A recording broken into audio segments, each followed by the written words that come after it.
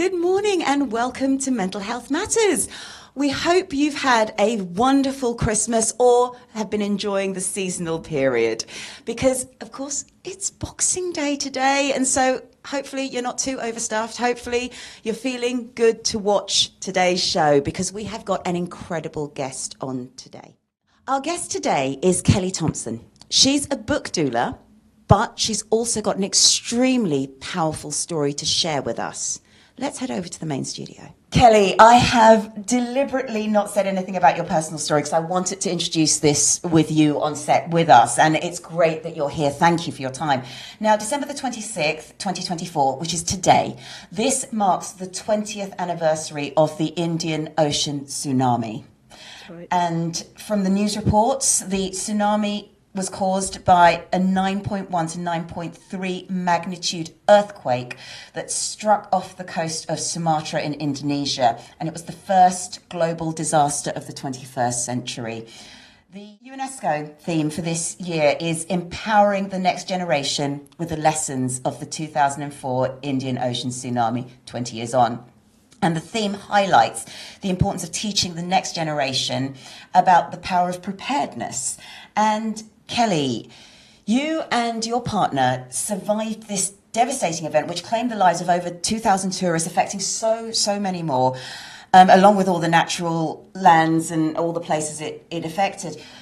And thank you for being here. Do you mind sharing your story with us, please? Yeah, of course, Audrey. Thanks for having me here. As you say, it's strange actually hearing you describing it. It's kind of like giving me tingles even hearing that, because it, like, the first thing I feel I need to say is, like, yeah, it was such. I'm so aware that my story is one tiny story in a vast tragedy, you know. And like you say, like, I mean, there were hundreds of thousands of people that died from so many countries,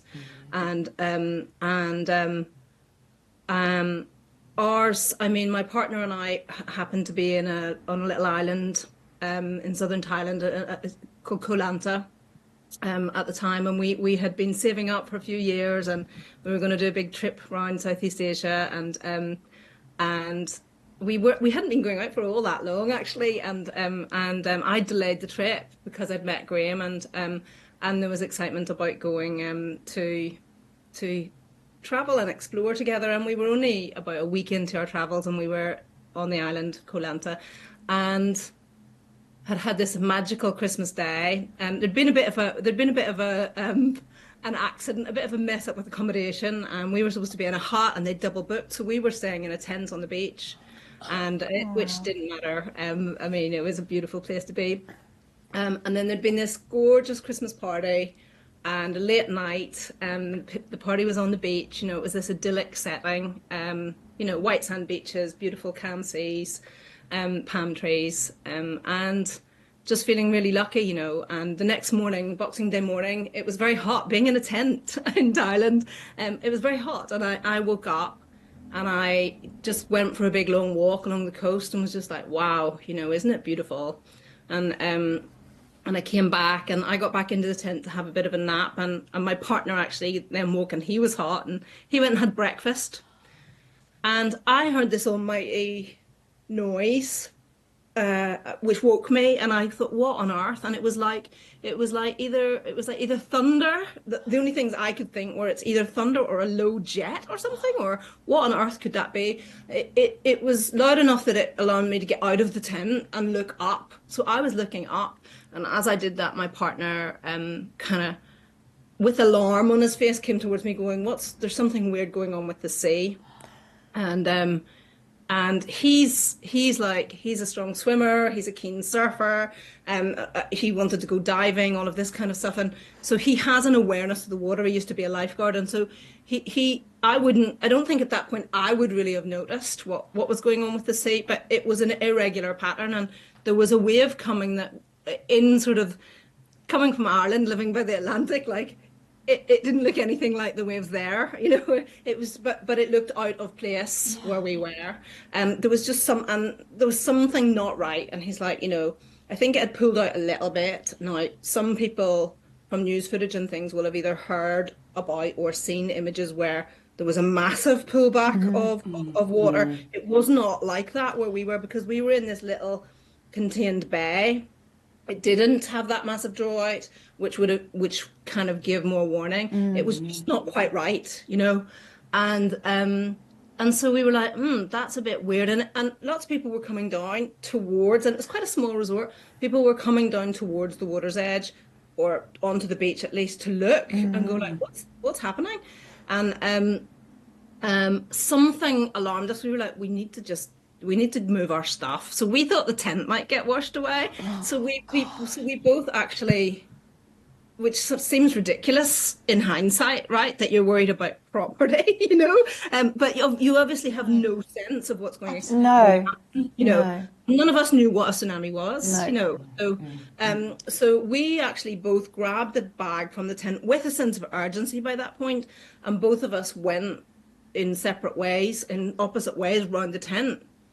And what that meant was that I went one side of a big bamboo hut, and Graham went the other side. And then it was at that point that we will have both had separate realizations that, holy shit, excuse my French, sorry, I can't say that. Sorry, I'll say that again. So we went opposite ways round this bamboo hut. And at that point we realized, gosh, what the heck, like something bigger than we expected is happening here.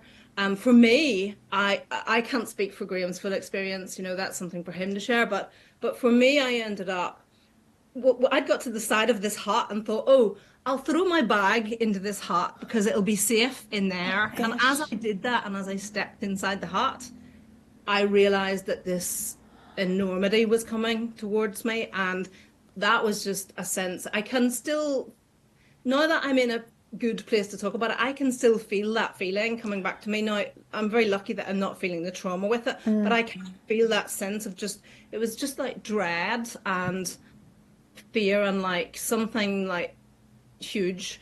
And I basically saw that there was a mattress, a double bed in this hut, and I threw myself onto that mattress and then thought, wow, you know, very ironic, like Graham wanted me to go diving, and for his 30th birthday, and I'm not a big fan of the water, so I was like, I'm not up for that. And I thought, the irony is I'm going to die like this, you know. I wouldn't go on that adventure, and I'm gonna die this way. And the fear of the water and what was going to happen, and then as the water sort of crashed in around me, I had a very bizarre experience where just momentarily the water actually cushioned me, and I can't really explain it in any way other than that. It cooled me because I'd been a bit sunburned. My Irish skin was a bit sunburned, but it cushioned me, and it just gave me, I don't know, but I think that was all part of what I now recognize. If you know, if you're familiar with such terms, it's part of a near-death experience, and an ending where everything just completely slows down. So it felt like ages. It felt like I was cushioned for quite a long time and cooled down. And it gave me this time to kind of, I felt very calm because I'd had a realization when it was coming, this dread. And then I thought, there's nothing I can do. I have to surrender to this. Like, you know, I just have to go with this. I can't, it's out of my control. Yeah, and it cushioned me, and then it started throwing me around, and I started getting thrown around the hut and being hit against various walls. And oh my gosh! Thankfully for me, bamboo walls, not concrete ones, or I guess I wouldn't. You know, it's unlikely that I'd be here, and didn't know which way was up, and then when that stopped, and I mean, it was a sense of being in a washing machine, you know, that's all I can sort of say. Sure. Not that I've ever been in a washing machine, but just not knowing what way was up, and then thinking, right, I have to try to surface, and that obviously that must have happened really fast, but it felt slow. So I thought, I have to surface, and I don't know if I'm going to be able to surface. I need to be aware of this, you know, and I got up, and there was there was just this tiny space, a little gap, until the ceiling. So the hut hadn't collapsed. And I was able to get my mouth up. Oh my word. Obviously. And then thought, what do I do? Where do I go? And I thought, okay, the hut hasn't collapsed. I can't take a risk of going this way into the loo. I thought there wasn't a roof on the little cement loo out the back. But I can't take the risk, because if there is a roof on it, I'm trapped in a cement, Yes. And it's amazing that all happens so fast, And anyway, I realized, even though it's counterinstinctive, I have to swim outwards to go towards the door and get out. And so I went under the water. I went to do that. But sorry, as I went to go under the water to do that, in that little gap, I just saw another wall of water coming. Oh no.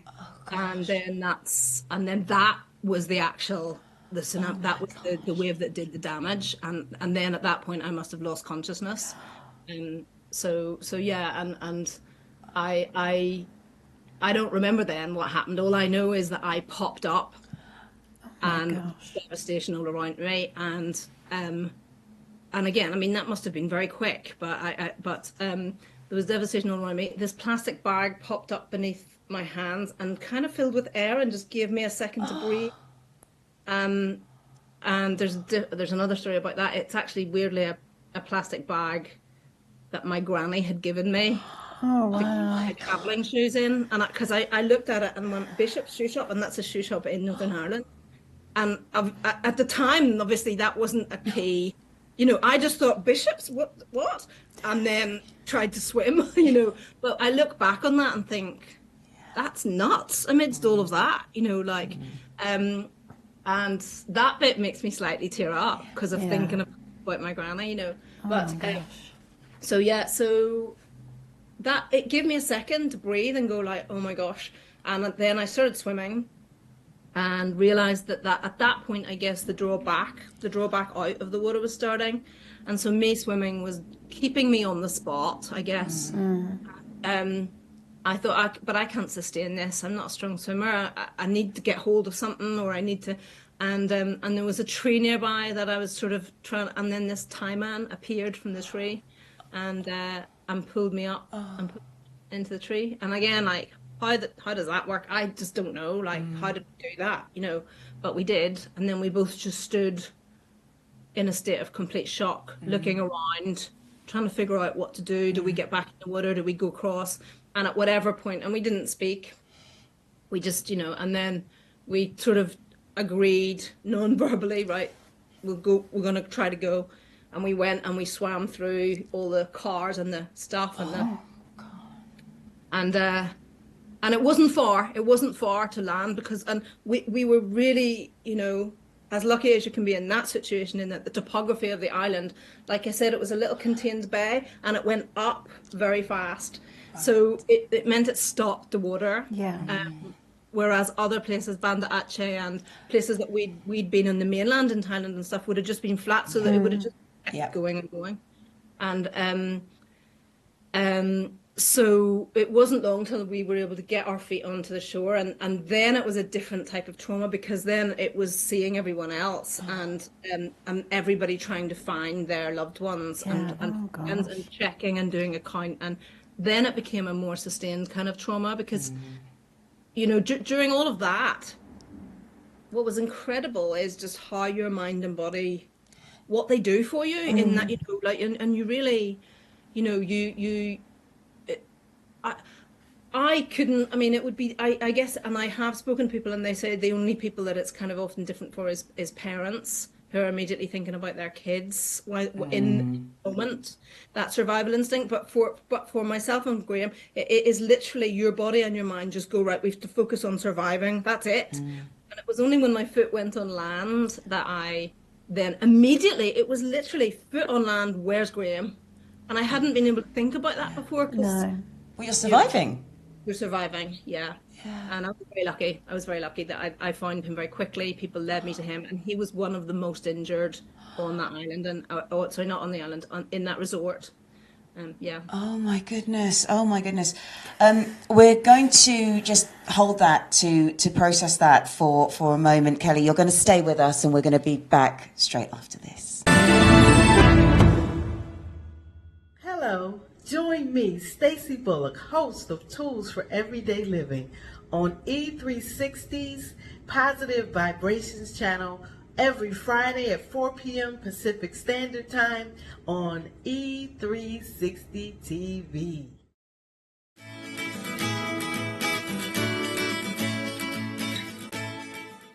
Welcome back to Mental Health Matters. We have Kelly Thompson with us, and today is a very important day because it is the 20th anniversary of the Indian Ocean Tsunami, and Kelly has shared her experience with us. If you've missed it, please go back to listen to this. Although, as Kelly said in the break, it can be triggering for people to be aware of that as well. We will put that on the show notes too. With such a huge life event, Kelly, how do you start to even begin to process that impact? I mean, did you notice any changes in yourself or going through that process? How do you even start? Yeah, it's a big question. Yeah. But for us, I guess there were two main things. I mean, what I had been saying there at the end was that although we were very lucky that A, we both survived, but B, that neither of us really had any serious long-term, we did have injuries, but nothing that long-term really impacted things. But at the time, Graham was the most injured in that resort. And so he had a very bad head injury and a very bad leg injury.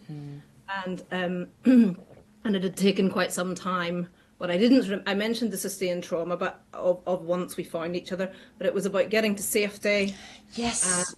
And high ground, and then getting to the mainland because all the roads were down, all the hospitals were out, then getting medical attention amidst what was like a horror scene situation, like a horror film situation. That's the only place we've seen stuff like that before, the way the hospitals were on the mainland because it was so overrun with tragedy.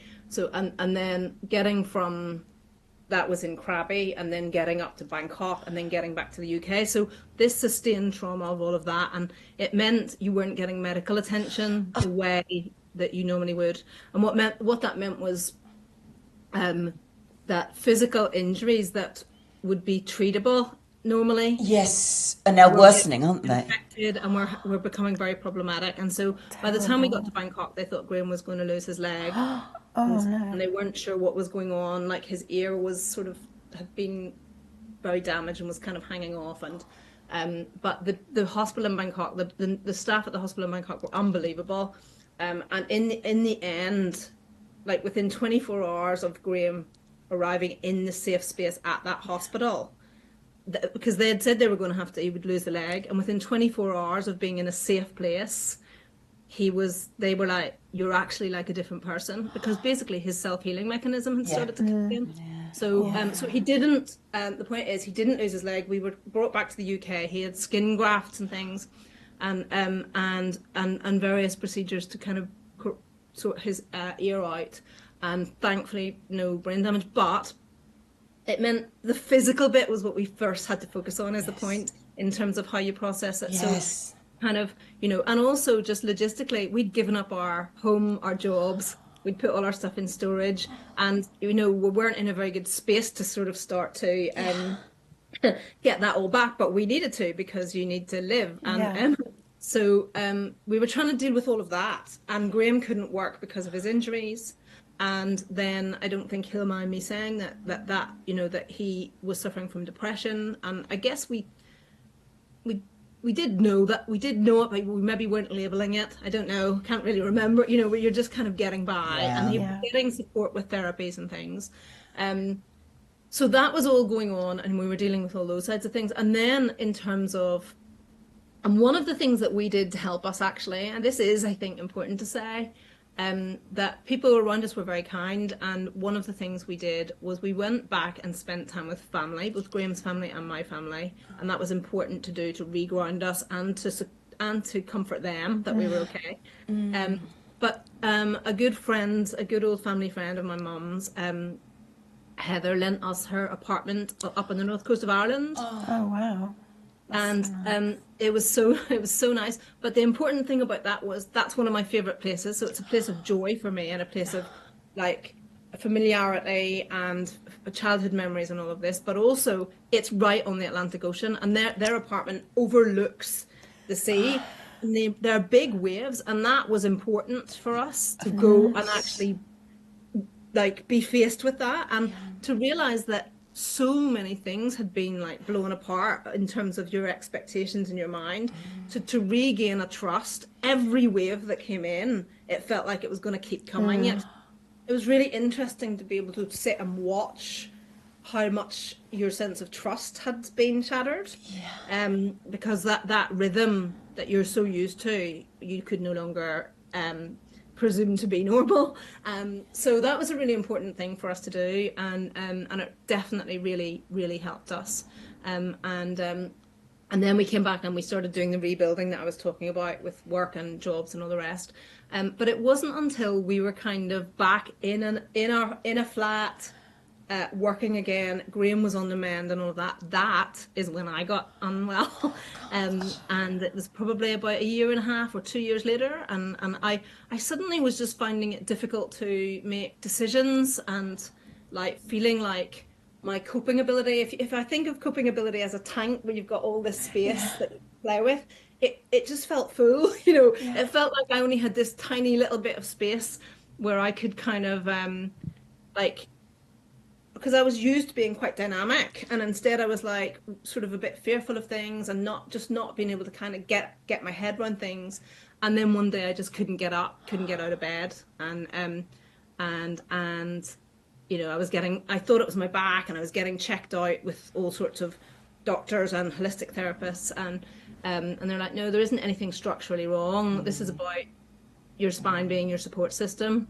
And so then that led me on a journey of holistic therapies and things.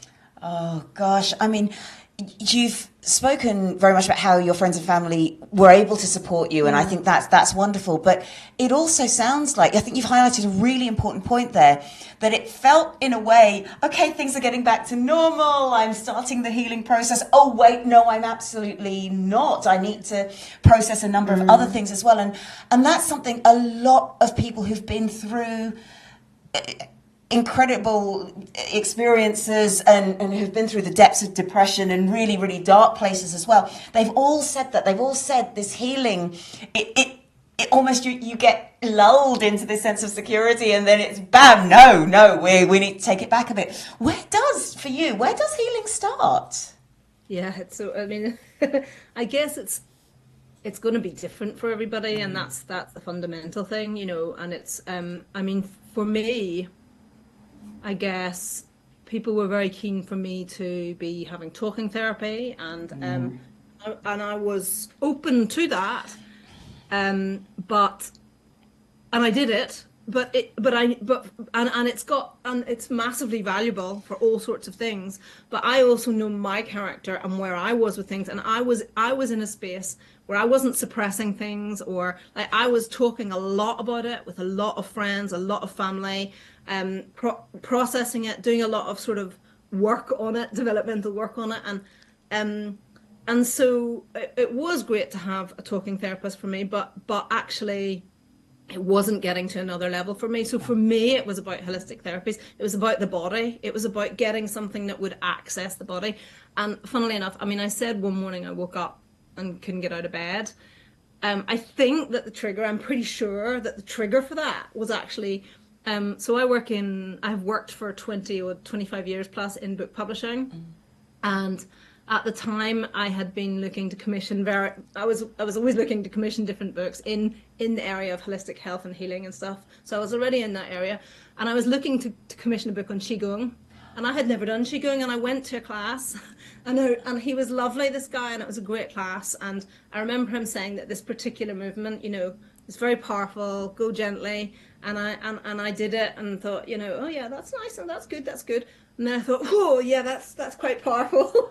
and it was a day or two after that I couldn't get up out of bed. And I'm sure that there was a release, like it needed to happen.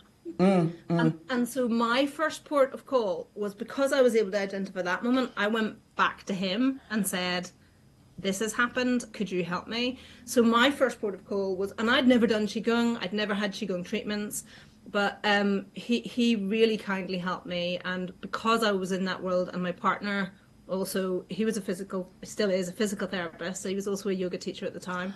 which is why, he really couldn't work because it's physical work. Of course. He wasn't Yeah. physically able. But we were very lucky because we had a support network of people who were able to help. And, because those things are amazing, but they can be expensive. So it's about, being able to access whatever can help you in whatever way you can. So for me, I was able to get regular reflexology and massage, and I'd also been just starting to do some sound healing work, but that took on a whole new level for me at that point.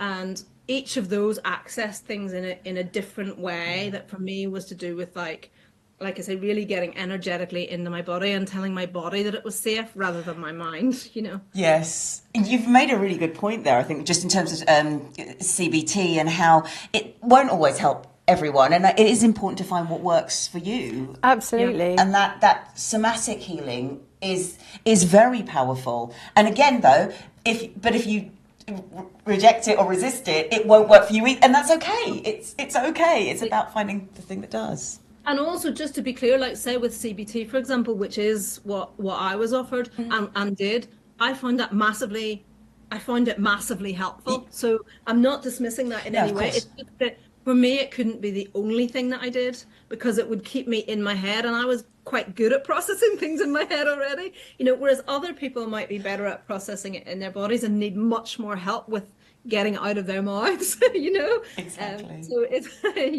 That's so interesting because psychology, you think, is only about the mind, but obviously it's all linked. So that's actually a really good point. Thank you. So talking about the commemoration then this year, the theme is empowering the next generation. And that's focusing on tsunami preparedness and societal resilience. But what are some of the lessons that you've learned personally that you could help others to be empowered by? Sure, yeah. I mean, I guess, I think it's interesting. One of the terms that they use, the UNESCO sort of marking of this anniversary, is resilience and remembrance. And I think those two things are both important. And I think just to draw on those words for a minute, and also preparedness. Well, you mentioned preparedness, so I guess resilience we'll come back to, but I think remembrance is so important. And I think, the fact that you guys are doing this interview, for example, but I just think the power of talking about things, the power of just making sure that they stay in people's consciousness, because we know I have, a generation of people who weren't around at that time, and didn't necessarily witness that. And so it's like, it's talking about it and making sure that the people who were lost are remembered, but also to really remember the fragility of life, and how, how lucky we are all to be alive. I mean, things are, often we go through really difficult things in life, and there are lots of big traumas and little traumas and everything in between, but we're so lucky to be here. And I mean, I think for me, that was really, that I felt very lucky to be alive. But people would say things like, oh, someone was looking out for you that day, and I really would struggle with that because I know it comes from a good place saying stuff like that, but what does that mean? Somebody wasn't looking out for all those other people. I really struggled with that, and I had to really draw boundaries in terms of who I would talk, set boundaries in terms of who I could talk to about it, in what situations, just in a very gentle way, just because people were used to me being very open and talking about anything at any point, and I needed to start saying, oh, you know what, let's talk about that another time,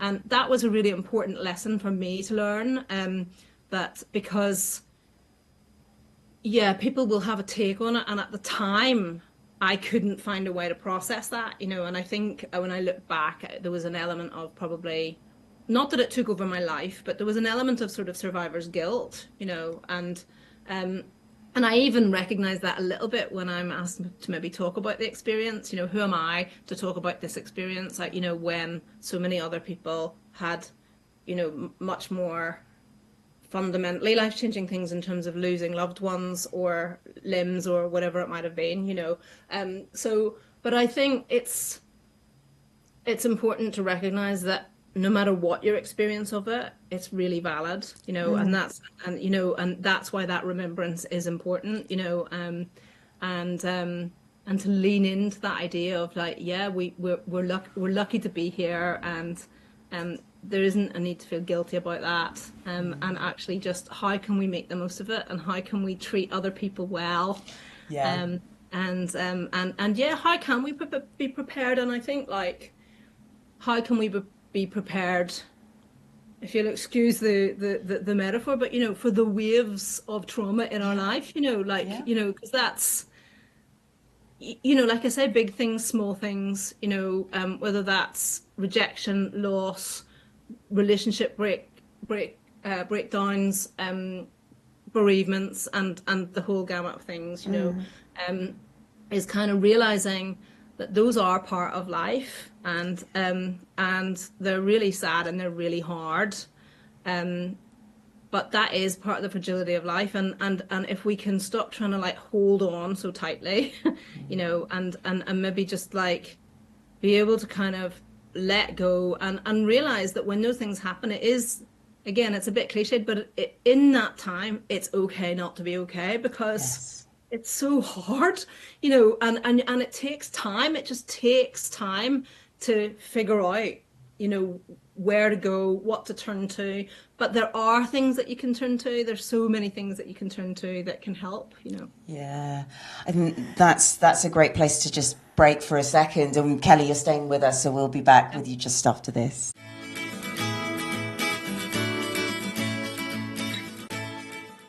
Welcome back to Mental Health Matters. We're speaking to Kelly Thompson at the moment, and we're talking about empowering the next generation following lessons from extremely huge life events. And something that you spoke about earlier is about learning sometimes who you can talk to, who is helpful on your journey of healing. And what are some of the things that people don't realise when someone's gone through something that might be helpful for them to know, even though help comes from a place of love, but it can turn out like platitudes? What is it helpful for people to understand when they're trying to support someone? Yeah, it's a really great question. I mean, I guess one of the things, I mean, it was a little bit of an unusual situation with something like the tsunami, because it was such an enormous news event, because it affected so many people around the world. But what that created a little bit was a little bit of a sense of almost like morbid curiosity, you know, like sensationalism, you know, like sort of slightly sensationalizing the story. And that made me feel extremely uncomfortable. You know, almost as if you were being asked to retell the story. It was very odd. But that's kind of a slightly unusual aspect of it. I guess, sorry, I've slightly lost my track because I went off thinking about things there. No, I think that's an important point, though. That's a very important point. What was the actual question, Audrey? Sorry. It was just what's helpful for people who are trying to support someone to know. Yeah, thank you. Sorry about that. I think, that's a slightly unusual case, that idea of that sort of sensationalism. But I think ultimately it's just being able to hold a space for whatever way the person is, you know, and you sort of mentioned that in the break there. I think like there is this thing, and it's it's certainly a very Western thing, you know, is that there isn't much time given to grieve about things. You know, we see that around bereavements. You even see it in terms of like, you know, compassionate leaves in work contract, leave in work contracts and things. It's like in that moment, everybody's like, oh, that's really hard, that's really sad. And then a week later or less, everything's supposed to be okay and you're supposed to be back to optimal productivity. And it's like, life doesn't work like that. Like there's something really wrong with that system. You know, that we need a lot more softness and a lot more gentleness. So I think on a personal level, I think that's something to really remember, is that, you know, at the time, I mean, we were really lucky. We had loads of really lovely, supportive people. And but you do, as time goes on, it just is in people's consciousness less and less. And it is only really close friends who will just bring it up now and again and just say, hey, you know, how are you? You know, is that still, was that, you know, because it's sort of forgotten about, very understandable. because everybody's getting on with their own thing, you know. So I think that is one way in which people can really help, is to understand, is to remember that these things really take a long time, as in years. You know, I would definitely say, I mean, 20 years later, definitely, I mean, it's had a fundamental impact on our life, you know, so many ways, and still, you know, and still does, even though only this year have I felt comfortable to speak about it publicly like this, which is a real sort of tide change for me, you know, to find that space where I don't feel traumatized by talking about it, and not only that, but I feel keen to just share the experience as an example of the kind of trauma that we all go through, and just trying to be able to navigate that in some vaguely helpful way. Definitely. So what type of support then have you found to be the most helpful in processing everything that's happened? So, I mean, I think, so I mentioned some of the things that, some of the holistic therapies and things I had at the time, but I would say that over the years, like I think I mentioned that idea, that might have been during the break, but I mentioned this idea that I think post-traumatic stress, and therefore often anxiety and depression and stuff, it does come in, it waves, you know. It's that part of that long-term healing thing is the fact that you think it's okay, and then it sneaks up on you, and there it is again, and you, oh my gosh, you know. And I think there's a few things for me. One of them is knowing, like, just explore, be open to try anything, whether it's talking therapies, whether it's holistic stuff, whether it's going walking, yoga, meditation, also fun stuff, reconnect with joy, you know, go out with your friends, go dancing, go whatever your thing is, you know. For me also, like, part of what I would have been doing a lot was journaling, and I would have been doing morning pages and gratitude journal and at night time, and really just trying anything, which, and all of which at the time, and also you can get overwhelmed with all the different things there are to try. Yeah, That's true. that is true. And I did, and I was like, okay, let me stick with this. And at the time I felt like, why am I doing this? You know, when I was really feeling dark and down and not able to cope. But when I look back, it was the fact that I was doing I was consistently doing certain things, you know, certain things every day, certain things every week, certain things once a month, you know, and I was also open to other new things that came up if they instinctively felt right. So I was very lucky that I got to have a hypnotherapy session with a lovely woman in Northern Ireland who really helped me, and I got a havening session, which is sort of connected to hypnotherapy, from Paul McKenna. And that was a gift as part of a seminar through a friend, and all of these things, being open to all of those contributed to me just layer upon layer, like rediscovering my own sense of sort of space and lightness, and that tank that I mentioned earlier, just there being more space in there, you know, you know, and but I think the important thing about that is being open. And then also, and this is just human nature, right, is like, once things are starting to go okay again, you start to drop those things away, because you're like, oh, I can just like do my thing now, this is great, I'm beginning to feel like myself again in glimpses, you know, and you drop that stuff away, and then lo and behold, whoop, like, and so it's kind of just being aware of that toolkit and knowing and starting to like recognize little danger points of like, that's starting to happen, I should just like take a bit more rest, I should like spend a little bit more time with retreating, or a bit more time in nature, or, you know, whatever. It's constantly, and it's not easy, because you're constantly trying to balance retreating but not retreating too much so that you're isolated, you know, connecting but not connecting too much so that you're overstimulated, you know. It's all of that, you know. So kind of on that then, that awareness, obviously such a traumatic event we can't really plan for, but what would you like our viewers to kind of be aware of when it comes to themselves building their own personal resilience or preparedness? For preparedness. Well, it's interesting, the term preparedness, because obviously it has very different connotations. There's the actual physical connotation in Southeast Asian countries in terms of having awareness of actual tsunamis. Yes. And what to do if those come up. But actually, going back to the metaphor of post-traumatic stress and things like that coming in waves, it's about awareness. It's the same thing. It's kind of, it's like,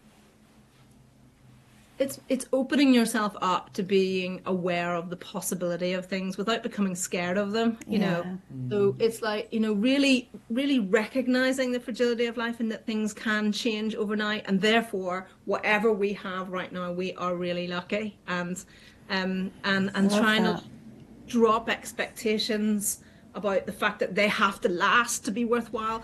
Everything changes, the old, Buddhist concept of impermanence, and is to try to learn to be able to go with the flow when it comes to that. I think that's probably the main thing, is because I think we have such high level of expectations in our sort of Western lives, about about everything, about what we have, about what we do, about what we achieve, and it's to sort of soften a little bit and go with things and be more flexible and just be open to the fact that things might happen. I suppose. Yeah, be open to, and therefore not be polarized about this is good and this is bad. I mean, obviously, when big, sad, difficult things happen, they seem bad. That's obvious. But like I say, they are part of life, whether the small things or the big things. And so it's being aware that they are and being aware that while it will be really hard, in the middle of that, it will be really hard, that there are things, there is light in that too, it's like, yeah, it's like life still is worth living, even though it doesn't necessarily feel like it in certain moments, and that can be really hard to keep an eye on the fact that there is still that light, Absolutely. Is that something you have learned, and what have been other things that you've learned, or how have you changed since this has happened? Yeah, well, I think it's interesting, even in terms of my work, when I was saying about commissioning books, when I was already commissioning books in the area of holistic health and things like that, but I then suddenly found myself commissioning books on a lot of topics related to all of this, and I wasn't doing that consciously, but I did, like one of them was about post-traumatic growth, and there's no, and that's the fundamental thing that we're talking about throughout this interview, really, and that's if we go to that idea of awareness that I was talking about there, and flexibility and all those things, and still being able to see the light and, looking for those glimmers of hope, rather than only the triggers for trauma and everything, that's all part of this concept of post-traumatic growth. And, it's, what's the Buddhist expression? It's no mud, no lotus. It's that. And I think like people who are able to lean into and let me be clear here. I know it can be really annoying, especially if you've lost loved ones and things. It can just feel like trite and ridiculous to be saying, well, you can find ways to grow from that, because obviously you would, if you could choose what was happening, that is not what you would want to happen, but it's that thing of accepting, but unfortunately this is what has happened, and now I have a choice how I live the rest of my life and how I honor them through how I live the rest of my life, and that's what I try to think, if ever I'm kind of slightly aware of that thing where I think, well, how come we survived this massive experience when so many people didn't? It's like, well, what would those people want you to do with your lives? It's like, and ultimately for me, it's about being kind and feeling connected to yourself, to nature, to other people, and sort of dropping all this sort of strange stuff of us and them, and realizing that we're like, we're all just humans and like sort of loving each other, and I don't think I mentioned that when I was talking about the actual slow motion experience on Boxing Day itself. And it's a really important thing. It's strange that I didn't say it, but when it went slow motion, and I was sort of thinking, this is bigger than you and you have to just go with this. And it was that sense, exactly what I'm saying, that sense of sort of acceptance and surrender in the moment, because my body had to. But I just had this really strong sense of, you know what, everything is okay. Like, yeah, at the time what age was I? 28 I was. But even at that age of 28, my genuine feeling in that moment, really strong sensation, was everything's okay. I've lived a really good life. Like, I've loved and I've been loved. And like, that was it. Like, that was it. And there was a sense of sort of like slightly that thing where you're an observer of yourself, Yeah. And there was a sense of thinking, like, there was a sort of a humor in it, because it was like, oh my God, I've spent all this time like obsessing about all sorts of stuff that just doesn't matter, like, it's like, whatever that might be, like big things, small things, it doesn't really matter if we're all doing our best to treat each other well and treat ourselves well and not harm anybody. That is the fundamentals of it, and try to leave the world a slightly better place, because you've loved in it, essentially. I think we're going to have to hold that thought there. We will come back to you, Kelly. We're going to head over to Business Boost, but we will be back with you for the final part of the show.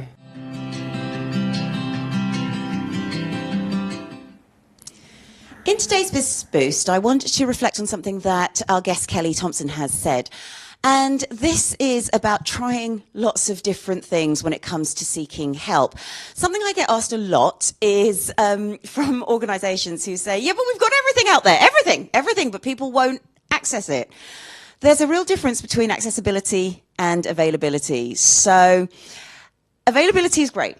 It's good to have everything there, but do people know about it? Do people know if it's going to work for them? Do people have the opportunity to try something before they commit to it? Those are the questions you need to be asking yourselves. And a really important piece of research which came out recently from the London School of Economics and the University of Zurich is that what encourages people to seek help is not necessarily just confidentiality or cost or things like that. It's simply the leader saying, do you know what? I tried this and it works for me. Welcome back to the last part of Mental Health Matters. It's a very important commemorative show today, and we have Kelly Thompson with us. We've been talking about 20 years on from the Indian Ocean Tsunami, and we've been reflecting on your experiences, what you've learned, and you've been incredible at sharing your time and your reflections. Thank you so much. Yeah, it's been so fascinating and harrowing as well. Where are you now? How are you now? Thank you for asking. Yeah, I mean, I'm good. We I know you're not asking me physically where I am, but I'll start with that. We happen to live on the south coast of England in Hastings, but the reason I'm mentioning that is because we're by the sea, and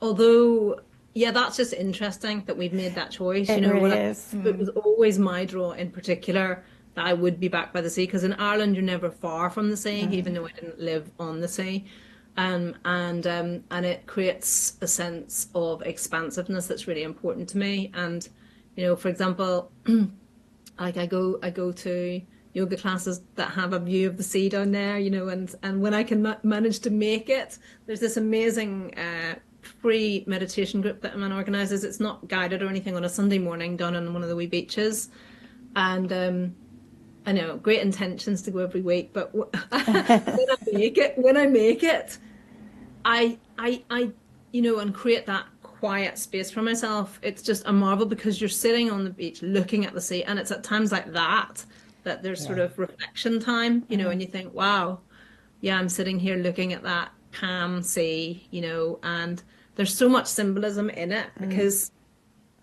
you know, if you think of like, that's what they say in meditation, that's what it is, isn't it?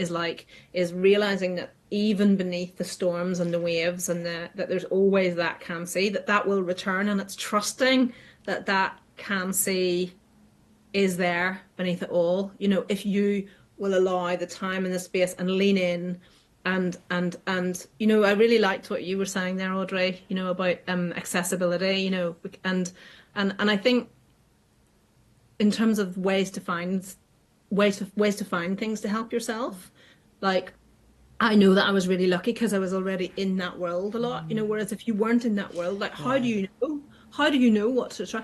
And I think what you said is a great way in, is just listen to people that you trust.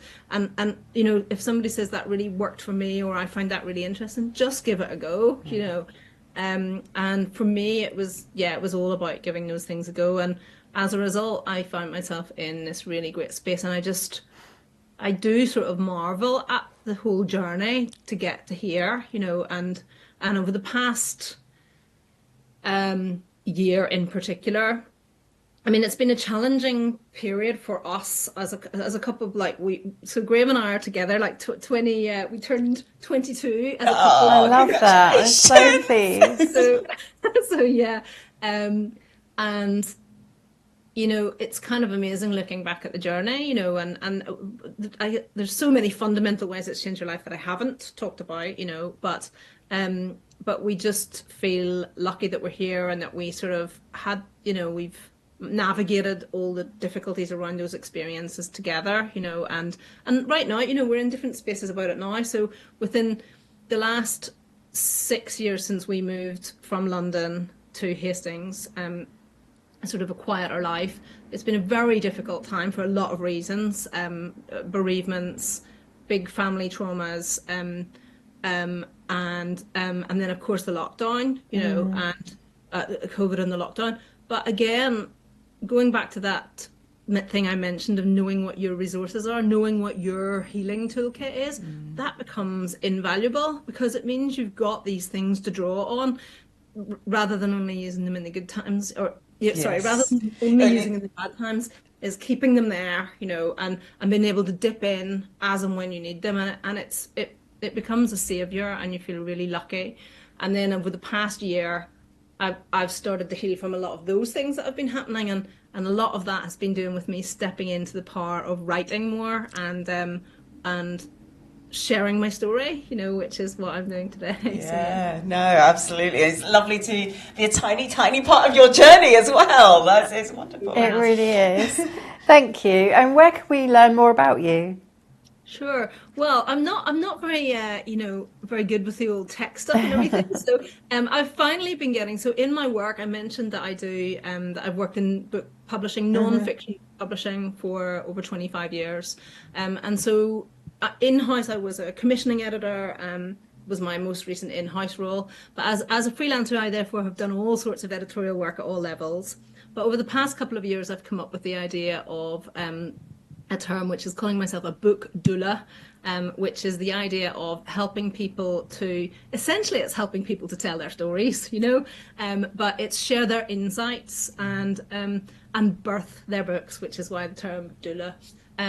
So I'm actually birth their book ideas, you know, really like shaping it, you know, and deciding what messages do I want to tell and so on. So on the back of that, it's only this year that I've got around to creating a website, and that is in development at the minute. It's bookdoula.co.uk. So book, and then doula is spelled D-O-U-L-A. So yeah. Oh, thank you. Incredible. Yeah. Thank you so much, Kelly. Thank you so much for tuning in. It's been really an incredible show. Have a healthy week.